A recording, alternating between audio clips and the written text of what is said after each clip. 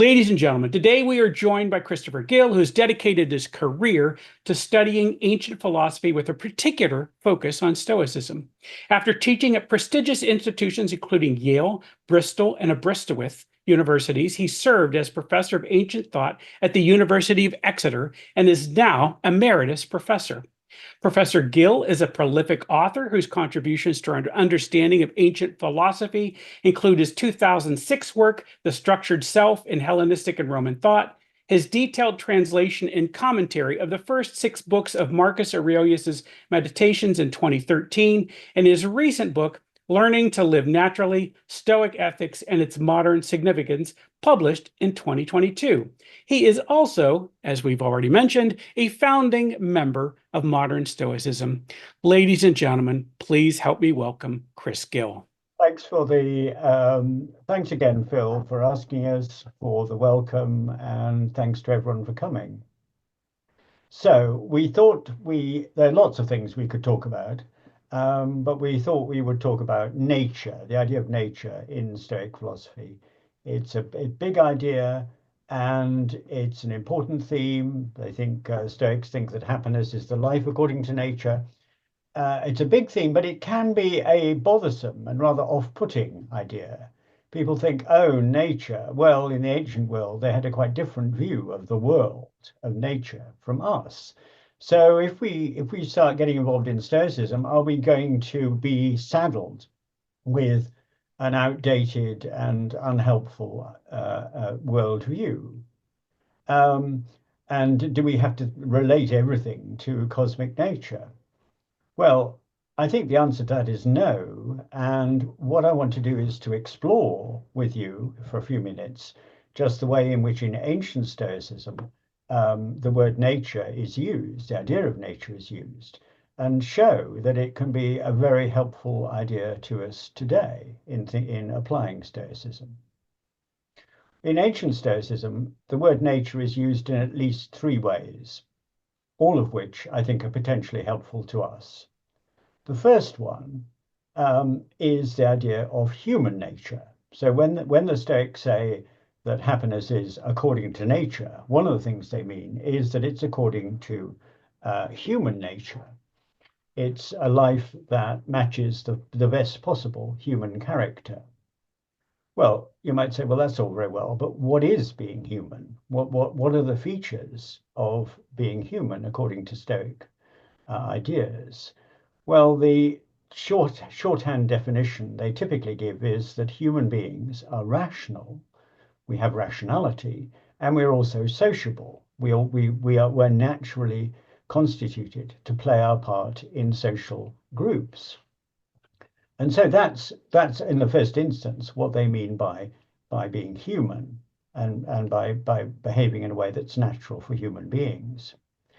The second feature that they associate very much with the idea of human nature is that you can develop the virtues, which they often subdivide into 4 cardinal virtues. Now, these are not just any old virtues. They're virtues that are designed to map, to cover all the main areas of human experience. So the 4 cardinal virtues are wisdom, courage, temperance or moderation, and justice. And these cover the 4 main areas of human experience: reasoning, thinking, planning, deliberating, wisdom.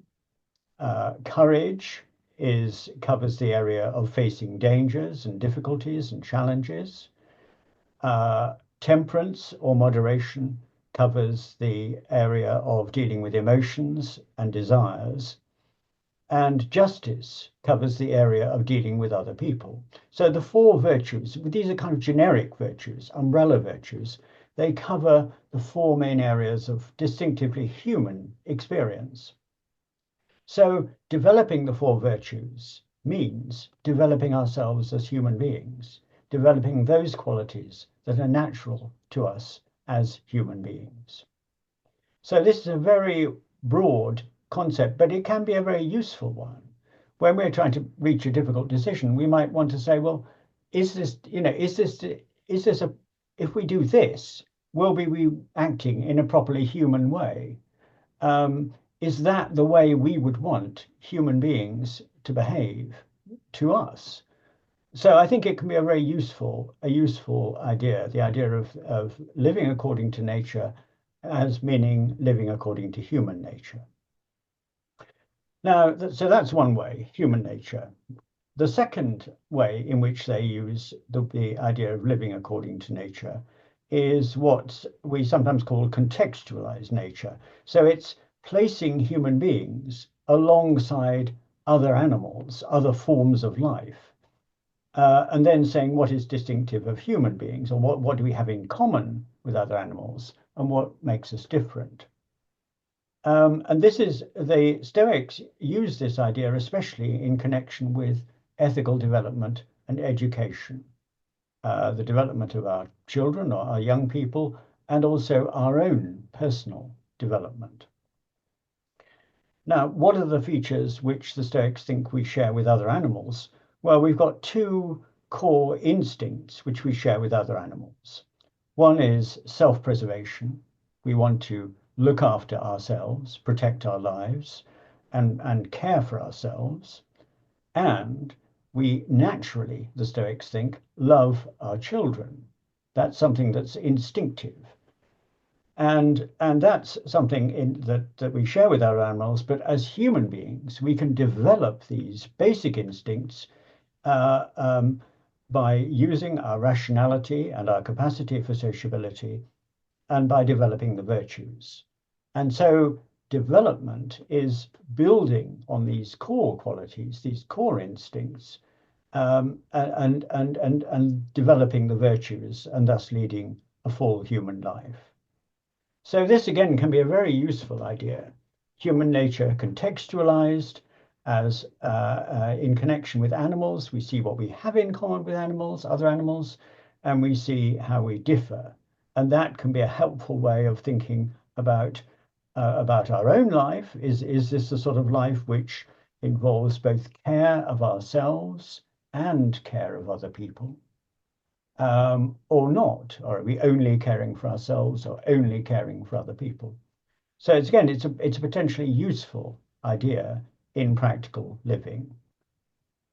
Now, the third way in which the Stoics think about nature, is the much broader sense of cosmic nature, the nature of the world, the nature of the universe. Now, this is a complex idea. But there are perhaps two key recurrent ideas that the Stoics have. One is that we human beings form an integral part of nature as a whole. So you can't contrast human beings and nature. We're part of nature. We're part of nature. And the other thing is that's very important for them is that the world or universe is seen as forming a coherent and rational system. It has its own value and goodness. And there's a linkage between the best qualities of being human and the best qualities of the universe. Now, there's lots we could look at there, but let me just mention a couple of things about this, and then I'm going to hand over to Brittany to talk more about this. One exercise, those of you who've done Stoic Week may have found yourself doing the exercise of the view from above, the view from a kind of cosmic perspective. And that's an exercise that many people find helpful. Viewing ourselves from the standpoint of the universe is a way of giving ourselves a new perspective and providing the basis of peace of mind. So that's just one way in which the idea of cosmic nature can be used. But the second way is developing this idea that we're part of the world and that the world has its own goodness. And this means that Stoics have good reason to care about the environment, about nature as a whole, about nature as a coherent and rational system. So that's another really potentially useful modern idea.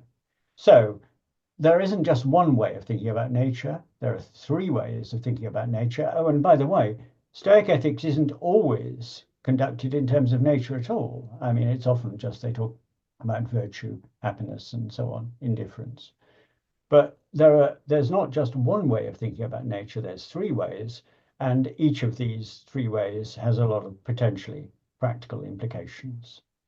So that's all I wanted to say just to start things off. Many questions we can ask later on. Okay, Phil. Thank you, Chris. That was wonderful. And as you pointed out, I have so many questions, but I'm going to save them for when I get you and Brittany together. And I'm sure the audience has questions as well, and we'll come back to that as a little bit. Ladies and gentlemen, joining us today is Brittany Polat, who, while holding a PhD in applied linguistics, has found her true calling in study and practice of Stoicism. As both a writer and speaker, she has a remarkable talent for making complex philosophical concepts accessible to everyone, regardless of their background. Brittany is deeply involved in building and nurturing the Stoic community, and her latest book, published in 2022, is Journal Like a Stoic. Of course, accepting the book today. It's a 90-day program designed to help people live with greater acceptance, less judgment, and deeper intentionality. As we've pointed out, she's a member of the Modern Stoicism team, the Stoic Fellowship, and a founding member of Stoic Care. Ladies and gentlemen, please help me welcome Brittany Polat. Thank you very much, Phil. So thank you to Chris for getting us started off with some of the theory. And by the way, if you are thinking about getting a copy of the book or you already have one, that is in chapter 3 of the book. And what I'm going to be talking about is the final chapter of the book, where we really look at how Stoicism can contribute to the modern conversation around environmentalism. In a way, the word environmentalism is kind of off-putting and unfriendly. It's kind of a mouthful, and it doesn't really capture that kind of close kinship and connection with nature that we really want to establish. So for lack of a better word, we'll use it today. But I'd just like to point out that when we talk about environmentalism, we're not talking about like a bureaucratic, way of setting up laws or anything like that. That could be part of it. But today we're talking about our personal connection and our personal actions as relates to nature. Okay, so as Chris just mentioned, the ancient Stoics kind of had some ideas that we would want to update today. They had various ways of looking at nature. One of the things that they said was that humans, by virtue of our rationality, are kind of on the top of the food chain of nature. And so that we would be justified in using other parts of nature for our own benefit. So there are some, kind of sad, morbid examples. The Chrysippus, for instance, saying that pigs are just here to be food for humans, that kind of thing. And so this is one aspect that we want to update today. And so what Chris's work has gone a long way towards adopting, and what we kind of do in our book as well, the recent book, Stoic Ethics, the Basics, we're talking about logocentrism. So our rationality, yes, we are a little bit different from other creatures, from other aspects of nature, but in most ways we are the same. We're just all part of this bigger picture, this larger system. And so because we have this added element of rationality, this gives us a special responsibility to be good stewards to the rest of nature. It's not that we can use other elements of nature for ourselves. We're not entitled to special treatment because of our rationality or our extra intelligence. We are obligated to protect and preserve other aspects of the world that don't have as much agency to preserve and protect themselves. So while the ancient Stoics thought that our rationality entitled us to use the rest of nature, we now think our rationality entails developing an understanding of, right, through research, through study, and adopting a responsible attitude towards all parts of nature. So this leads us to the idea that we present in the book as well of environmental virtue, or e-virtue for short. So we really want to emphasize the idea that this is not a separate virtue, right? You might think, oh, care for nature or respect for nature, that's a great idea. Let's add it to the list of virtues, right? Wisdom, justice, courage, environmental care, right? But that's not how we see things happening. Instead, this is just part of our rationality that is expressed in every area of our lives. So part of being a wise person, part of being a just person, is thinking about all the other plants, animals, minerals, everything on the planet that, again, doesn't have the same agency that we do to care for the system as a whole. So care for the environment isn't a separate virtue. It's something that we incorporate into everything we do.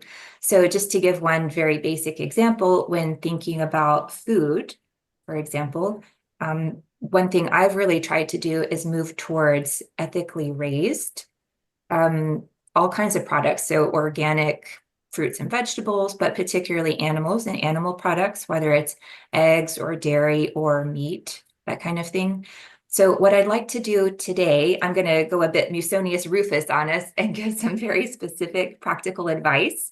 So the teacher of Epictetus was Musonius Rufus, and he's known today because all we have from him are these very practical lessons. He's telling people, okay, this is what you do to be a good Stoic, basically, to live a life of virtue.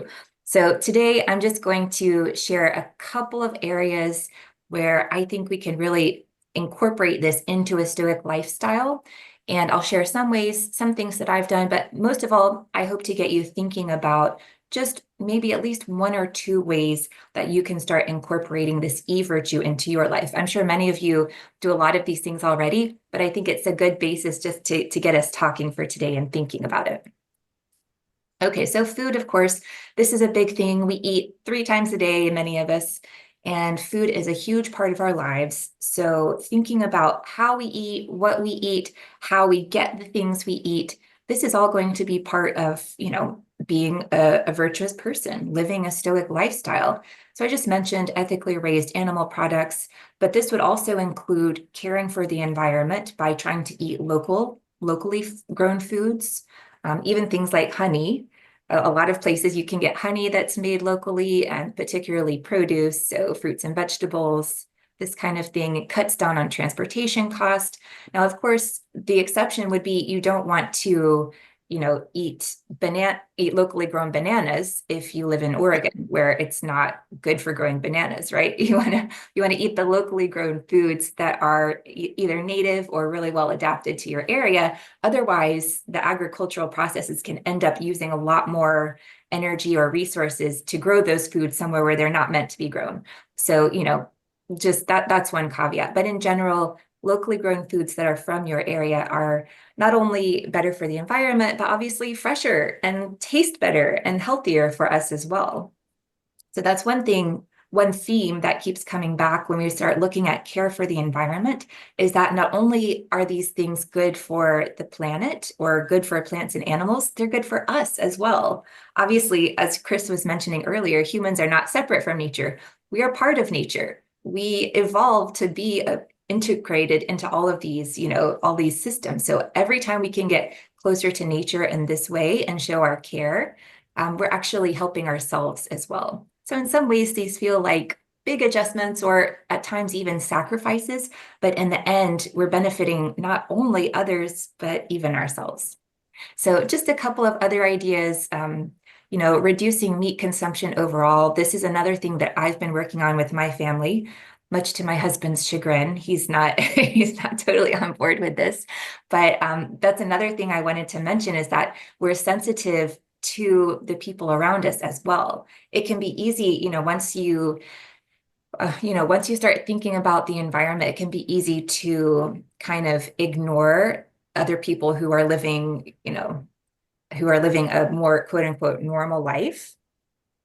And I think that's a mistake. I think that would be a lack of wisdom to totally discount the people around us who are, just going along doing what most people do.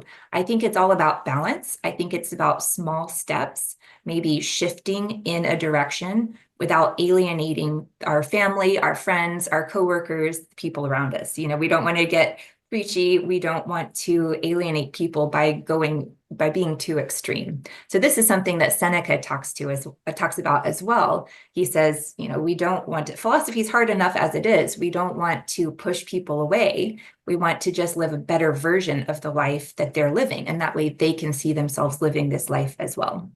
So that's my overall goal. I don't want to be extreme. I want to be sensitive to the people around me, especially my family, my husband and children, who are not as on board with all of these ideas as I am. But I think if done properly, if done with sensitivity, it can be a benefit to everyone.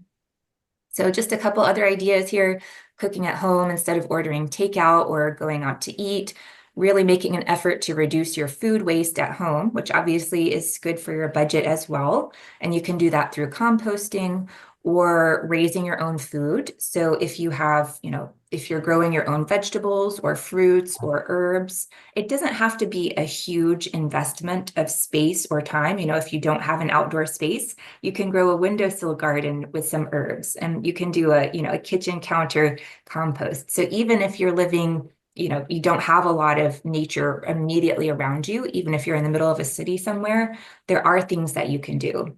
I'm very fortunate to have my husband because he's a wonderful gardener. I'm a terrible gardener. I kill everything I try to grow, but my husband is very good at this. And so we recently actually got our chickens. So I just had to include this funny picture of one of our chickens looking in the window. And you can see through the window that they're wandering around the yard and having a good time. And we've had them about 2.5 months now, so we should be getting some eggs soon.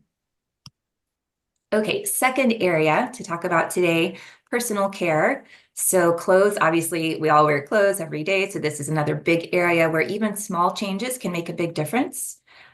So one thing I have enjoyed doing is having a capsule wardrobe, which is basically just the old-fashioned way of doing things, just having fewer clothing items, but better quality. That's all it is. And by better quality, we mean quality manufacturing, but also ethically sourced, where you're paying people who do the labor of your clothing, shipping in a more sustainable way, this kind of thing. So just something to think about. And then the same with personal care products. It's fairly easy to switch to products that have more environmentally friendly packaging or that use better quality ingredients, so they're more natural, cruelty-free, this kind of thing. One simple thing we've done is switching from liquid soap to bar soap in our home, which reduces all the plastic packaging for the soap. And I also try to use a simplified skincare routine. It's kind of, obviously everybody knows women face a lot more pressure for their looks, for skincare, for beauty, for fashion, all of these things.